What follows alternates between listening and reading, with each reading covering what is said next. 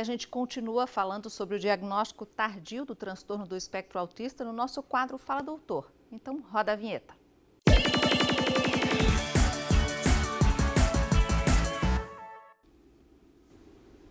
A Organização Mundial da Saúde estima que haja 70 milhões de pessoas com o transtorno do espectro autista no mundo e cerca de 2 milhões só no Brasil.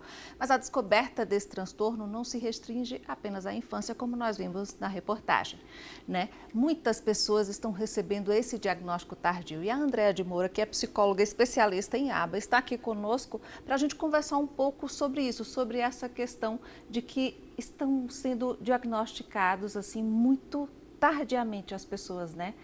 Boa tarde, Andréa, seja bem-vinda aqui ao Ver Mais uma vez. Boa tarde, é um prazer estar aqui mais uma vez e para falar de um assunto tão importante, né? Sim. Não é só porque está na mídia, né? Mas isso nos ajuda também a disseminar informações e também faz com que essas pessoas vão em busca de um diagnóstico. Porque diagnóstico, eu costumo sempre dizer que ele não é sentença. Diagnóstico é uma possibilidade de você ter uma vida com mais qualidade. E o que é esse autismo tardio? Existe uma diferença dessa questão de quando ele é diagnosticado na infância e agora, como vimos na reportagem, pessoas com 39 anos, 52 anos. Qual a diferença desse diagnóstico? Então, o diagnóstico tardio, o próprio nome já diz, né? Ele foi feito numa idade numa idade adulta, né? Passou despercebido durante toda a infância. A gente costuma dizer assim que talvez é aquela criança estranha, aquela criança isolada que não gostava de se relacionar.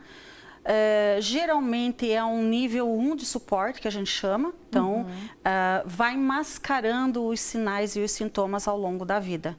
E aí, com toda essa disseminação de informações, muitas séries, a gente tem visto até adultos dizendo que se reconheceram com personagens que estavam dentro do espectro autista nas séries que assistiam, num filme, e aí acaba cedendo uma luz de alerta e vão em busca desse diagnóstico. Você falou agora grau 1, é isso? Isso, nível 1. Nível 1, na verdade. Então, por isso que consegue-se chegar a tantos anos depois a esse diagnóstico, porque se fosse um nível mais elevado, lógico que não conseguiria. Não, exatamente. A pessoa não conseguiria conviver, exato. Não é isso? Um nível 1 de suporte que acaba desenvolvendo estratégias ao longo da vida para que esses sinais passem despercebidos, né?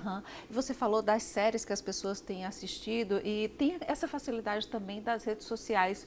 E um risco muito grande é a pessoa se autodiagnosticar também, né, Andréa? Porque tudo pode ser que você tenha algum outro problema e você leve para a questão do autismo, você leve para o TDAH, que muita gente também confunde essa questão diagnóstica. Eu queria que você, como uma especialista em ABA, e psicóloga também, queria que você falasse essa questão do diagnóstico, como é que é feito, para que as pessoas não olhassem uma postagem, uma série ou uma novela e se autodiagnosticassem, né? Porque o diagnóstico, você tem que contar para a gente como é que é feito. Então, é bem importante isso, né?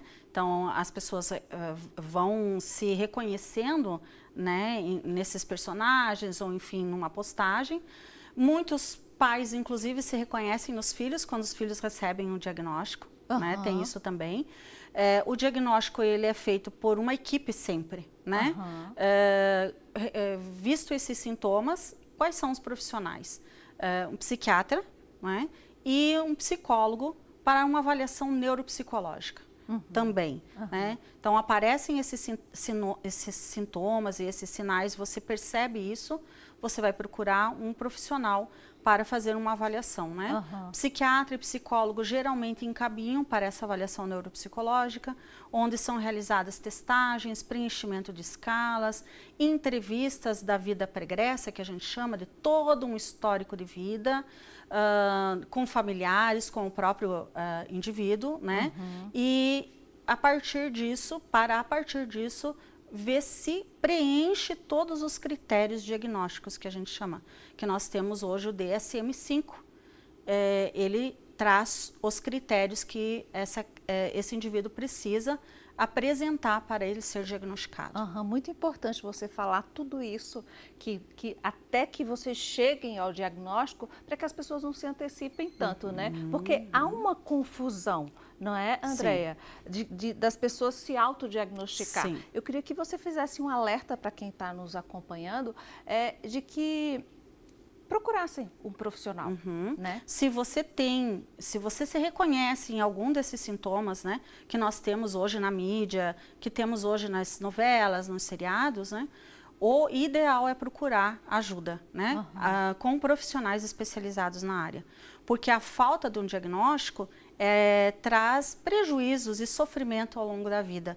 Depressão, pode trazer também insegurança, enfim, uma série de transtornos que poderiam ser poupados caso o diagnóstico fosse feito precocemente. Outra confusão que as pessoas fazem com a questão do TDAH, né?